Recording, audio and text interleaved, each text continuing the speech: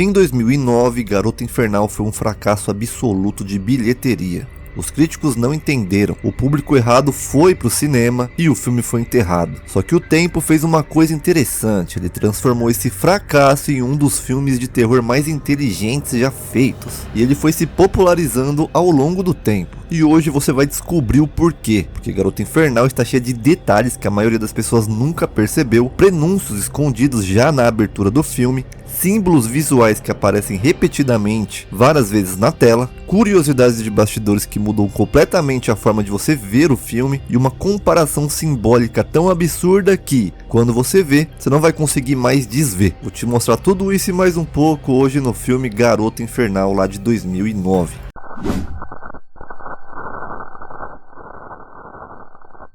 O filme começa com Niri no manicômio de segurança máxima. Ela narra tudo com aquela voz cansada de quem já viu o pior. E logo na primeira cena já tem um detalhe que passa batido. A Niri chuta uma enfermeira com tanta força que ela voa por cima da mesa e quebra um dente. Na hora parece até um exagero cômico. Porém mais tarde no filme é revelado que ela adquiriu partes dos poderes demoníacos da Jennifer. Essa força sobrenatural tá ali bem no comecinho, você só não sabia o porquê. A narradora nos conta que ela e Jennifer eram amigas de infância, cresceram juntas. A Niri era discreta, reservada. A Jennifer já era a favorita de todo mundo, a mina bonita, popular, o centro das atenções. E o filme vai nos mostrar como que essa dinâmica é muito mais sombria do que parece. A roteirista do filme, Diablo Cody, disse em entrevistas que escreveu as duas personagens como parte de si mesma. Jennifer era seu alter ego Diablo, a persona chamativa e sedutora que ela criou na vida pública. E a Niri era Brooke, que é o seu nome real, o lado tímido e observador. O filme inteiro é, de certa forma, Diablo Cody olhando para si mesma. A cidade onde elas moram se chama Devil's Cattle, ou em português, Caldeira do Diabo. E isso não é à toa.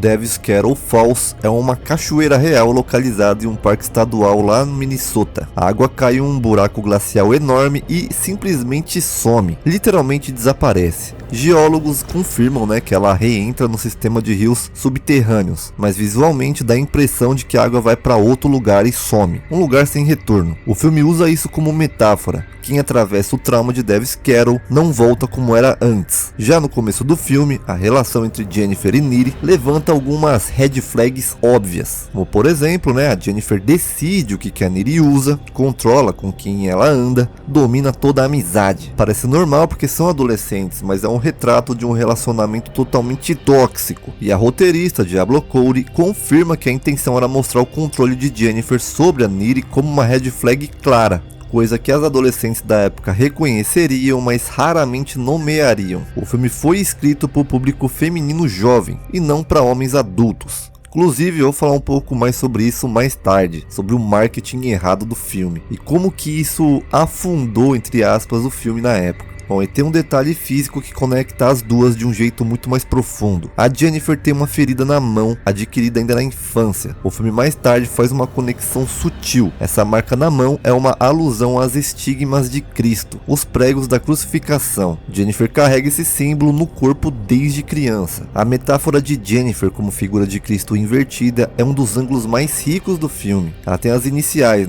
JC, no caso o nome dela, Jennifer Check, que também remete, JC de Jesus Cristo. A cena que a mãe segura Jennifer morta é descrita no roteiro original como Pietà White Trash, espelho direto da escultura de Michelangelo. O filme tá cheio de cruzes e X no formato de artesanato, marcas no chão, símbolos no bar, e a ferida na mão é explicitamente uma referência aos estigmas. A banda Low Shoulder chega a Devil's Cattle e logo de cara tem um prenúncio que ninguém pega. A Niri pergunta ao vocalista por que eles estão tocando em uma cidade pequena, já que são de um lugar grande e conseguiriam shows melhores. Ele até gagueja ali na hora, muda de assunto, e a razão real é que eles vieram especificamente nessa cidade em busca de uma vítima para o sacrifício do ritual deles. Pode ver que cada membro da banda Low Shoulder tem uma tatuagem de lua crescente em algum lugar do corpo. O ritual de sacrifício sacrifício de Jennifer acontece justamente na noite da lua crescente. Quando a Niri chega em casa após o incêndio e está ligando para o chip, você consegue ver uma decoração de lua crescente na parede do quarto dela. Isso prenuncia a possessão que vai acontecer com a própria Niri no final do filme. Uma coisa que eu não sei se você reparou, mas esse cara aqui é o Chris Pratt. Antes dele virar o Star-Lord, ele estava se formando para virar um policial aí na cidade de Devil's Cattle e dando em cima da Megan Fox. O incêndio na Melody Lane foi comparado por críticos a um evento real.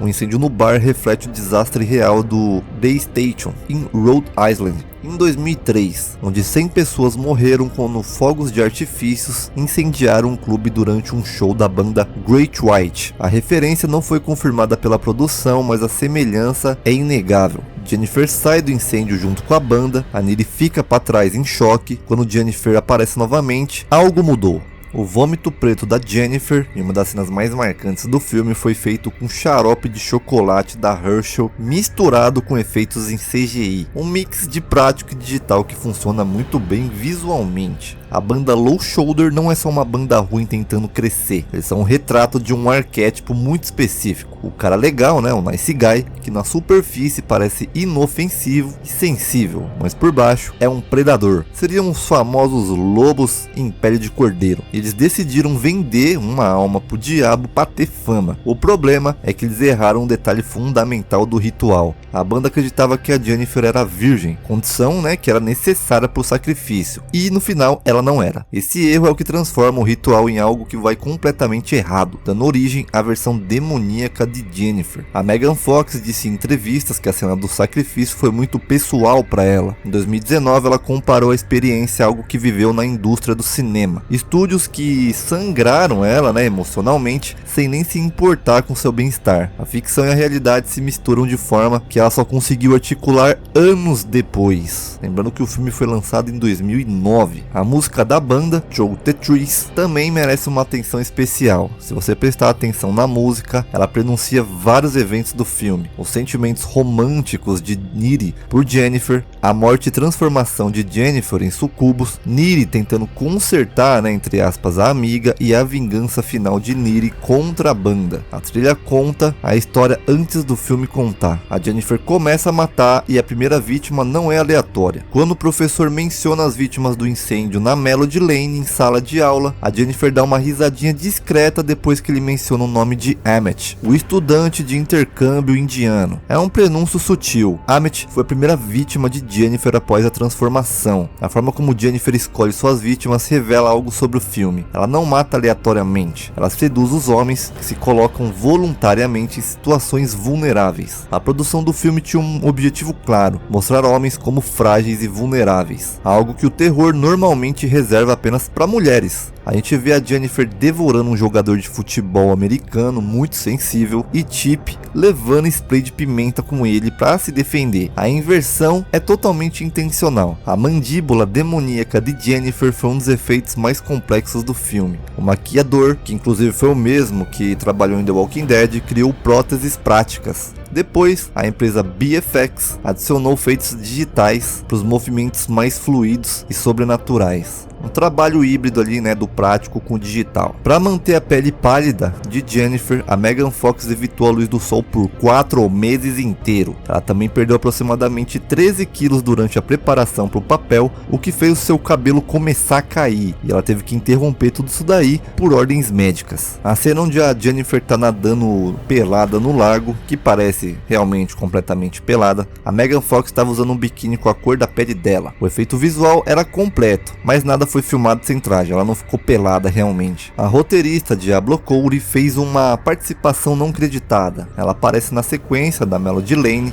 No início você mal vê ela segurando uma bebida, mas depois, quando Jennifer fala que vai conseguir bebida fazendo o barman feliz, o barman que serve é a própria Diablo Cody. Na cena em que a Jennifer seduz Niri antes do beijo, Jennifer tá usando uma camiseta do Evil Dead, né, a morte do demônio, e tem um pôster também do filme na parede do quarto. que aparece bem destacado em parte da cena. Ambos os filmes têm uma força maligna na floresta que possui uma jovem e ataca os amigos. A cena de sexo de Niri com Chip é montada em paralelo com Jennifer devorando uma vítima. A silhueta e as posições espelham uma a outra, como se as duas meninas estivessem compartilhando o mesmo ato em locais diferentes. É uma das escolhas de edição mais ousadas do filme. Garota Infernal é frequentemente comparada ao filme canadense Possuída, lá de 2000. Duas amigas próximas, que se tornam inimigas, uma é atacada à noite na floresta e se transforma, começa a matar meninos da escola, o personagem bom busca a cura na biblioteca, o interesse amoroso do personagem bom é morto pelo monstro, ambos terminam em festa escolar, com o bom esfaqueando o maligno no coração, e nos dois filmes, o bom personagem acaba sendo mordido e também se transforma no final. Seria isso uma coincidência ou seria isso uma homenagem?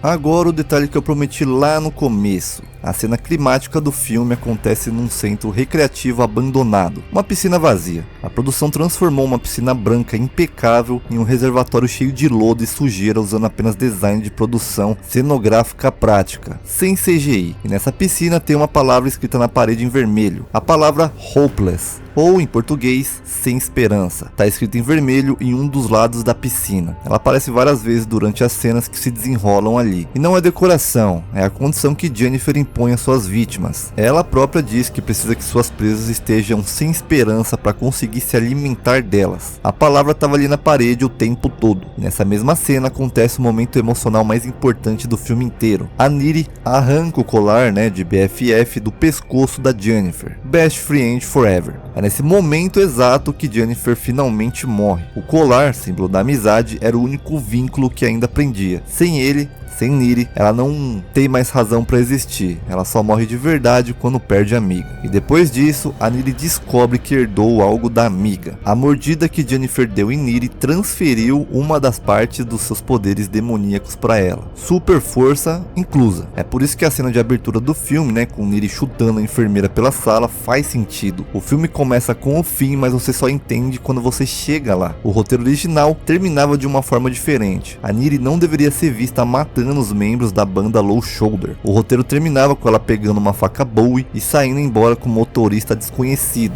deixando em aberto o que aconteceria depois. A cena de vingança explícita foi adicionada bem depois. O roteiro deixava em aberto, falando que provavelmente ela continuaria fazendo o que a Jennifer estava fazendo, devorando uma par de homem por aí. Mas não foi bem isso que aconteceu. E como eu disse lá no início, Garota Infernal foi um fracasso em 2009. E isso tem um porquê. O marketing do filme. A produtora vendeu o filme como uma fantasia sexual para homens adolescentes, focando ali no sex appeal da Megan Fox. Os cartazes, os trailers, tudo comunicava filme para menino que quer ver a Megan Fox. O problema, o filme não era sobre isso. Era um horror feminista sobre amizade tóxica e a Megan Fox matando geral que fosse homem. Os homens foram ao cinema esperando nudez e saíram insatisfeitos. As mulheres, que era o público real do filme, nem foram, porque o marketing não falava com elas. E olha a ironia disso tudo. O filme critica exatamente esse olhar masculino sobre a Jennifer. E o próprio marketing do filme fez exatamente o que o filme critica. Garota Infernal usa a câmera contra o próprio público. Tem uma cena específica onde o enquadramento sugere que vai filmar o corpo de Jennifer de forma sexualizada. A câmera se aproxima, cria expectativa, então mostra ela simplesmente vestida, caminhando para longe. Isso não é descuido, isso é intencional. O mesmo diretor que filma Megan Fox em Transformers de forma completamente voyeurística, aqui a câmera é usada para criticar quem está assistindo esperando exatamente isso. E essa subversão vai além da câmera. Jennifer é promíscua e morre, quebrando a regra clássica do terror, onde isso é sentença de morte como punição moral. Ela não é descartável, ela é o filme. Já a Niri, por outro lado, não sobrevive porque ela é pura, ela sobrevive porque ela age, porque ela escolhe. O terror feminino de sempre pune a sexualidade. Esse aqui usa ela como poder. E pensar que o marketing ferrou com esse filme, fazendo exatamente o que eles criticaram no filme. Recentemente, a Diablo Cody disse publicamente que ainda não terminou com Garota Infernal. Disse ela que ainda precisa encontrar parceiros que acreditem nisso tanto quanto ela. E isso ainda não aconteceu. Ela precisa de alguém com $1 bilhão acreditando nisso. O que ela vai fazer com $1 bilhão? Mas enfim, quando aparecer o cara com $1 bilhão, ou uma mulher com $1 bilhão, uma sequência pode estar a caminho. A Megan Fox já disse em várias entrevistas, inclusive, que Garota Infernal é o seu filme favorito da carreira, e não Transformers. Enfim, Garota Infernal não é um filme sobre uma garota possuída por um demônio. É um filme sobre o que acontece quando uma jovem é sacrificada pelo mundo, pela indústria, pelos homens ao redor, pela própria amiga, e o que sobra disso. Enfim, o marketing desgraçou nessa época e o filme, né? Mas ele tá aí até hoje e fez muito mais sucesso depois, com o tempo, do que na época. Caso tenha algum detalhe que eu não coloquei no vídeo e deixei passar, deixa nos comentários. Aproveita, se inscreve no canal, deixa um like. Muito obrigado e um beijo.